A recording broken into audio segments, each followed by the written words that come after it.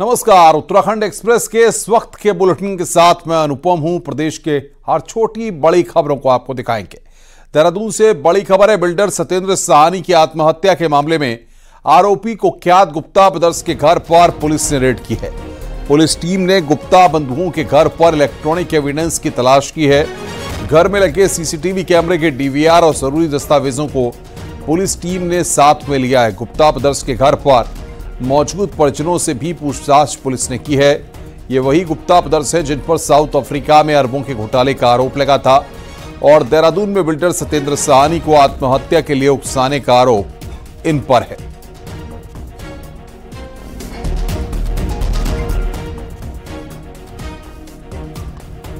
और बातचीत करने के लिए सत्येंद्र बर्तवाल हमारे संवाददाता देहरादून से हमारे साथ जुड़ना है। सत्येंद्र, अब इलेक्ट्रॉनिक एविडेंस और तमाम चीजों के लिए पुलिस ने यहां पर घर पर पड़ताल की है। क्या निकलकर सामने आया है और इस पूरे मामले में पुलिस अधिकारियों का क्या कहना है?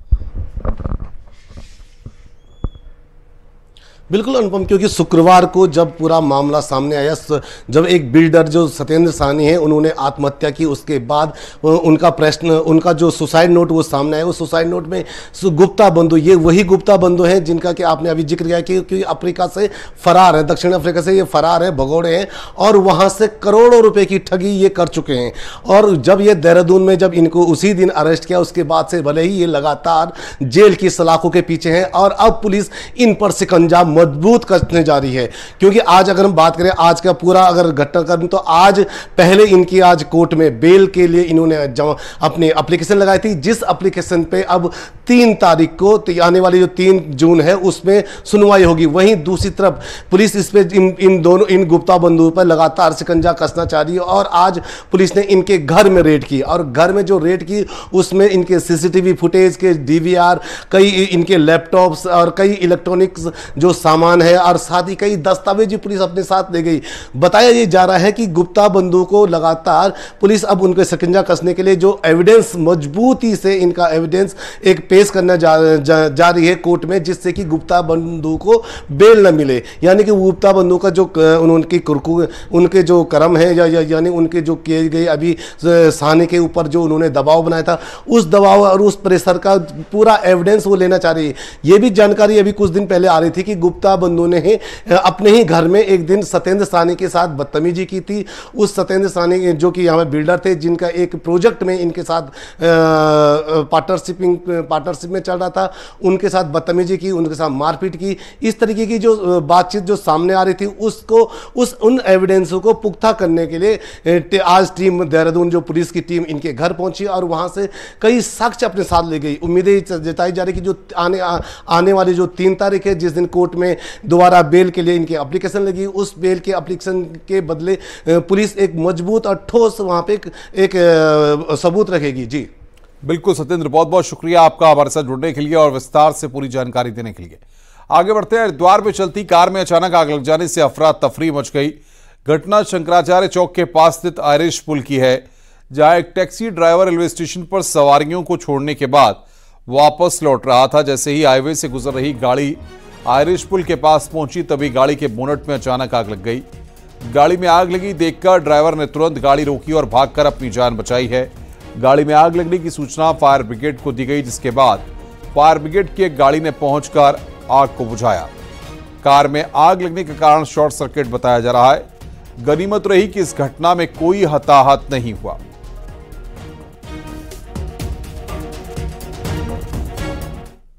पूरे उत्तराखंड समेत देहरादून में आज भी भीषण गर्मी रही। देहरादून में आज का तापमान 42.8 डिग्री सेल्सियस रहा। मौसम विज्ञान केंद्र का अनुमान है कि 31 मई को भी मैदानी जिलों में राहत की कोई उम्मीद नहीं है, जबकि 1 और 2 जून को आंधी, तूफान और तेज हवाओं के साथ राहत मिल सकती है। तो पहाड़ों में भी हल्की बारिश से राहत मिल सकती है। वहीं प्रचंड गर्मी में लोगों को भी एहतियात बरतने की सलाह दी गई है।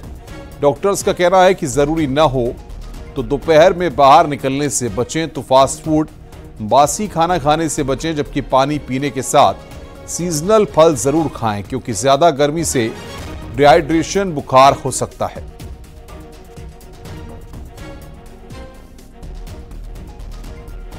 तापमान की बात करें तो इसमें देहरादून में 42.8 डिग्री सेल्सियस आज रिकॉर्ड किया गया। जो करीब 7 डिग्री सामान्य से ऊपर है। इसी तरह पंतनगर में देख रहे हैं तो 42.4 के आसपास ये रहा है टेम्परेचर डिग्री सेल्सियस में, और ये भी 5 डिग्री जो है सामान्य से ऊपर है। तो सभी पब्लिक से मेरा कहना यह है कि एक तो पानी की मात्रा शरीर में अच्छे से बनाए रखें, बार बार पानी पीते रहें। पानी वाले जो पेय पदार्थ है जैसे नींबू शिकंजी या छाछ या मट्ठा लस्सी, इन सब का भरपूर मात्रा में उपयोग करें। ऐसे में जो मौसमी फल है हमारे, उनमें पानी की मात्रा काफी होती है और पेट के लिए भी वो लाभदायक होते हैं। चार धाम यात्रा को लेकर बड़ी खबर आ रही है। यहां पर भारी भीड़ के बाद बड़ा फैसला लिया गया है। उत्तराखंड की मुख्य सचिव राधा रतूड़ी ने सभी राज्यों के मुख्य सचिव को लेटर लिखा है।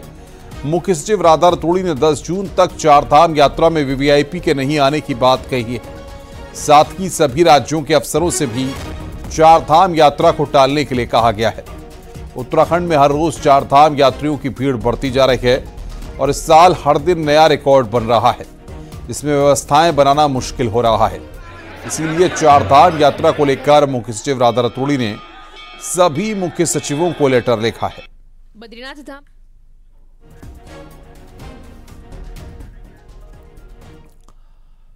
चार धाम यात्रा में श्रद्धालुओं का सैलाब उमड़ रहा है। चारों धामों में अभी तक 13 लाख से ज्यादा श्रद्धालुओं ने दर्शन कर लिए हैं। सबसे ज्यादा यात्री केदारनाथ धाम पहुंचे हैं। यहां अभी तक करीब 6 लाख भक्त बाबा केदार के दर्शन कर चुके हैं। वहीं बद्रीनाथ में अभी तक 3,20,000 यात्री पहुंचे हैं। इसके साथ ही यमुनोत्री धाम में 2,20,000 और गंगोत्री धाम में 2,32,000 से ज्यादा यात्री दर्शन कर चुके हैं। चार धाम यात्रा में पहुंच रहे यात्रियों में उत्साह देखने को मिल रहा है।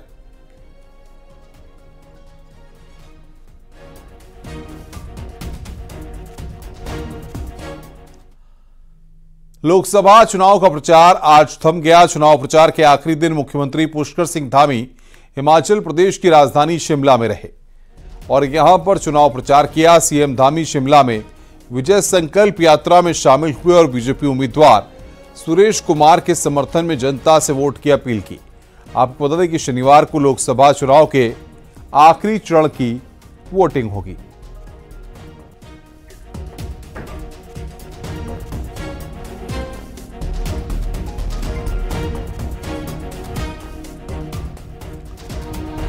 शिमला में सीएम धामी ने प्रेस कॉन्फ्रेंस की। इस दौरान सीएम धामी ने कहा कि पीएम मोदी के नेतृत्व में देश लगातार आगे बढ़ रहा है और पिछले 10 सालों में कई विकास के काम हुए हैं। वहीं मुख्यमंत्री धामी ने विपक्ष पर करारा प्रहार भी किया और कहा कि गांधी परिवार के समय हुए घोटालों ने देश को नीचा दिखाया। न्यूज 18 ने सीएम धामी से बातचीत की। जो कांग्रेस का घोषणा पत्र आया था उसमें इन्होंने तुष्टीकरण की बात की है। इन्होंने मुस्लिम जो लीग जिसके बारे में कहता था पर्सनल लॉ, इन्होंने कहा हम देश के अंदर पर्सनल लॉ लगाएंगे और ये काम ये कर्नाटका में कर चुके हैं। वहाँ पर ये जितनी भी मुस्लिम जातियाँ हैं उनको अन्य पिछड़ा वर्ग में शामिल करके मुस्लिमों को आरक्षण देना उन्होंने प्रारंभ कर दिया है। संयुक्त आंध्र में भी इन्होंने ये काम किया। अभी बंगाल में कलकत्ता हाईकोर्ट ने इनके 10% जो रिजर्वेशन मुस्लिमों को ममता बनर्जी के द्वारा दिया जा रहा था उस पर रोक लगाई है और ममता बनर्जी कहती है कि हम जो है इसको चुनौती देते हैं, हम इसको मानेंगे नहीं। इसी प्रकार जो इंडी गठबंधन के एक बड़े उम्मीदवार लालू प्रसाद यादव हैं, लालू प्रसाद यादव जी भी कहते हैं कि मुस्लिमों को आरक्षण मिलना चाहिए। इनके घोषणा पत्र में पर्सनल लॉ की बात है, तो इनको लिख के देना चाहिए कि हम जो है नहीं देंगे आरक्षण।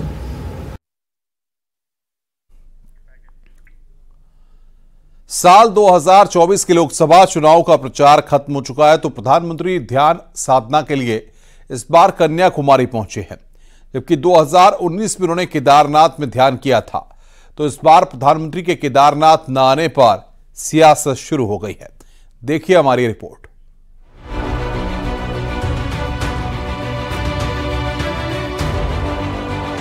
1 जून को वोटिंग काशी में होगी, लेकिन अगले 2 दिन देश की नजरें कन्याकुमारी पर होंगी, जहां विवेकानंद रॉक मेमोरियल में प्रधानमंत्री मोदी ध्यान लगाएंगे।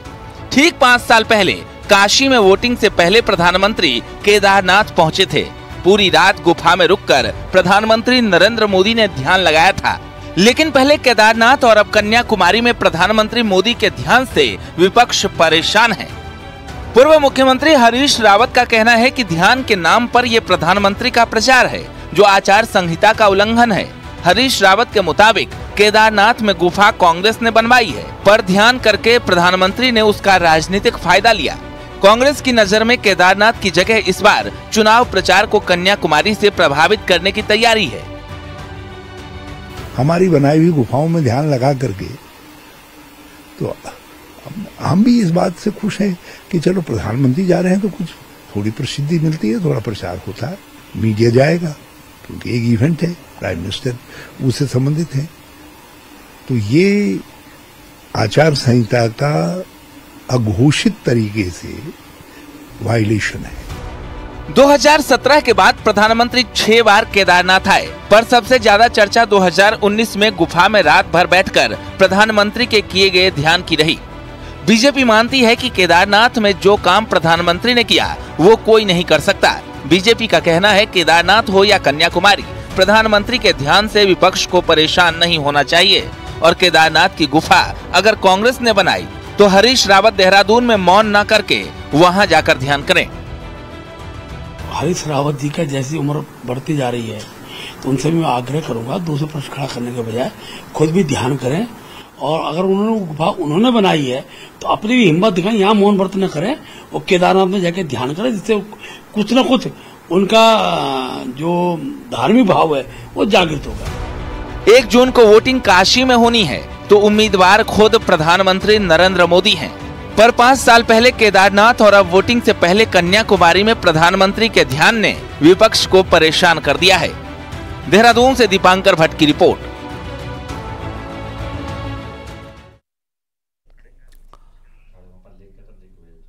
चार जून को लोकसभा चुनाव का रिजल्ट आएगा। बीजेपी को यकीन है कि उत्तराखंड की 5 सीटों पर वो जीत हासिल करने जा रही है, तो बीजेपी ने विधायकों और बूथ अध्यक्षों का सम्मान करने का प्लान बनाया है। बीजेपी के प्रदेश अध्यक्ष महेंद्र भट्ट का कहना है कि सबसे ज्यादा वोटिंग वाले विधानसभा क्षेत्रों के विधायकों और इसी तरह बूथ लेवल पर अध्यक्षों का भी सम्मान किया जाएगा। इसको लेकर मुख्यमंत्री पुष्कर सिंह धामी से बात भी हो चुकी है। वहीं कांग्रेस का कहना है कि बीजेपी प्रदेश अध्यक्ष को अभी 4 जून तक इंतजार करना चाहिए।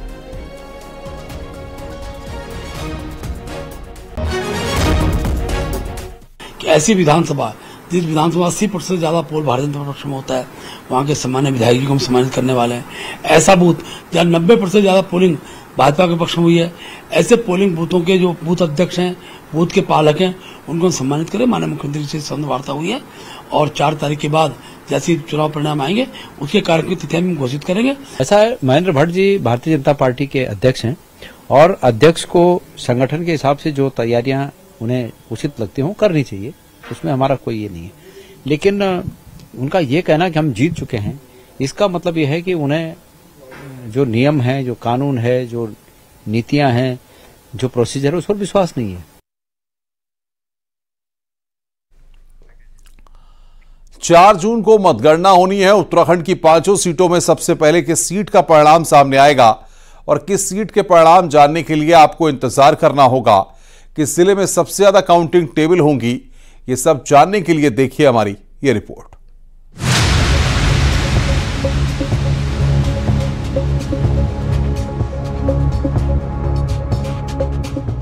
उत्तराखंड की 5 सीटों के लिए 4 जून को 13 जिलों में मतगणना होगी। सुबह 8 बजे से सबसे पहले पोस्ट बैलेट की गिनती शुरू होगी और फिर 8:30 बजे से ईवीएम का खुलना शुरू होगा। उत्तराखंड में 93,000 सर्विस वोटर हैं, जिनमें सबसे अधिक पौड़ी जिले में 34,000 वोटर्स हैं।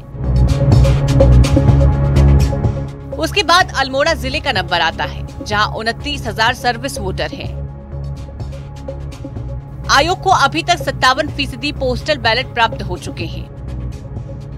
पौड़ी में सबसे अधिक पोस्टल बैलेट वोट होने के कारण आयोग का अनुमान है कि सबसे लेट में पौड़ी का परिणाम आ सकता है।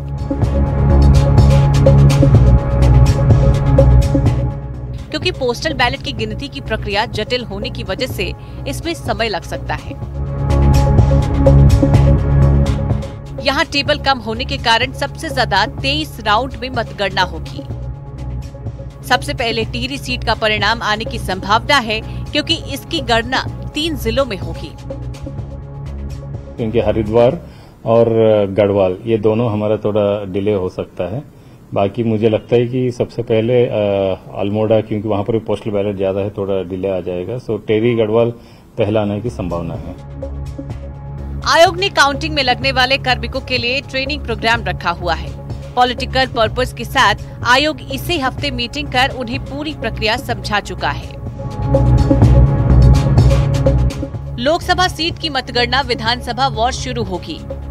काउंटिंग के लिए देहरादून में सबसे अधिक 140 टेबल लगेगी, जिसमें 17 राउंड में मतगणना पूरी होगी।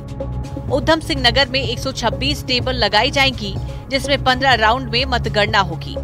चमोली और पौड़ी में 15-15 राउंड, रुद्रप्रयाग और बागेश्वर में 14-14 राउंड, नैनीताल अल्मोड़ा में 16-16 राउंड में मतगणना पूरी होगी। उत्तरकाशी में 19, पिथौरागढ़ में 11 तो चंपावत में 13 राउंड में मतगणना होगी। 17 असेंबली कॉन्स्टिट्यूंसीज के लिए 91 हमने काउंटिंग हॉल्स लगाए हैं और उसमें मेज जैसा टेबल की संख्या है लगभग 884 टेबल्स की हमने वहां पर इंतजाम किया है। और हमारा प्रयास है कि त्वरित रूप में काउंटिंग खत्म करें। लगभग 1 बजे 2 बजे तक हम रिजल्ट देने की पोजीशन में रहे। कुल मिलाकर लोकसभा की 5 सीटों के लिए प्रदेश के सभी 13 जिलों में मतगणना होगी। प्रदेश भर में इसके लिए 91 हॉल में 884 टेबल की व्यवस्था की गई है। अनुमान है कि दोपहर 2 बजे तक लगभग सभी सीटों का परिणाम घोषित हो जाएगा और शाम 4 बजे तक विनिंग कैंडिडेट को परिणाम पत्र सौंप दिए जाएंगे। देहरादून से न्यूज़ 18 के लिए सुनील नौप्रभात की रिपोर्ट।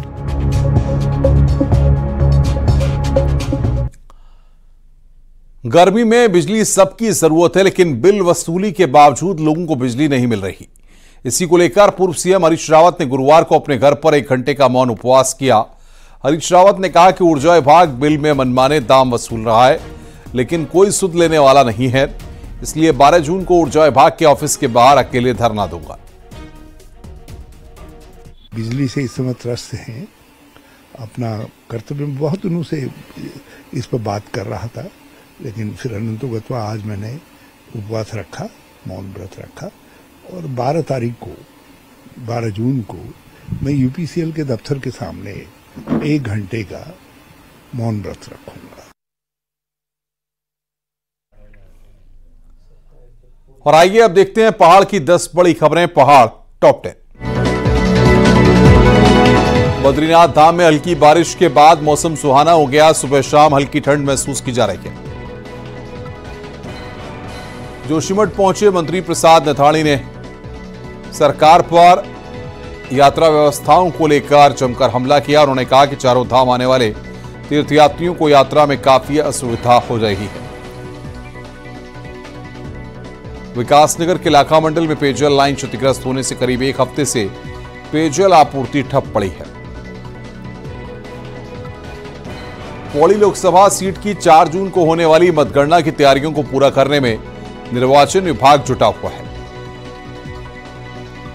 हरिद्वार में बिना मानकों के चल रहे अस्पताल नर्सिंग होम में स्वास्थ्य विभाग ने छापेमारी की। एक अस्पताल को सील किया गया। रामनगर में अघोषित बिजली कटौती के खिलाफ कांग्रेस ने प्रदर्शन किया। बिजली ऑफिस में नारेबाजी की। बागेश्वर में डायलिसिस सेंटर में इंजेक्शन चोरी का खुलासा हुआ है। पूर्व इंचार्ज को पुलिस ने गिरफ्तार कर लिया है। उत्तरकाशी पुरोला रोड पर एक पेड़ कार पर गिरा, जिसमें कार सवार युवक की मौत हो गई। भीषण गर्मी के बीच जंगली जानवरों के लिए राजाजी पार्क के मोतीचूर और कांसरो रेंज के वाटर होल्स में पानी भरा जा रहा है। हरिद्वार में मां गंगा से गर्मी से राहत दिलाने के लिए जप तप किया गया।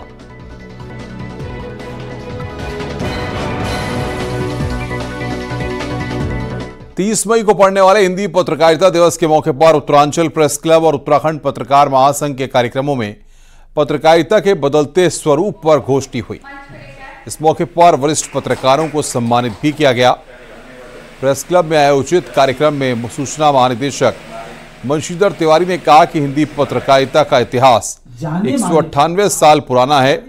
जब पहली बार उत्तंड मार्तंड अखबार निकाला गया था तब से आज तक पत्रकारिता बदली है, लेकिन इसके केंद्र में आज भी विश्वसनीयता आधार है। वहीं उत्तराखंड पत्रकार महासंघ के कार्यक्रम में यूनियन के अध्यक्ष निशित सकलानी ने कहा कि संगठन पत्रकारिता और पत्रकारों के हित के लिए सक्रिय है। कार्यक्रम के मुख्य अतिथि पांचजन्य के पूर्व संपादक तरुण विजय ने कहा है कि आज भी पत्रकारिता में साख सबसे महत्वपूर्ण है और ये सालों में बनती है।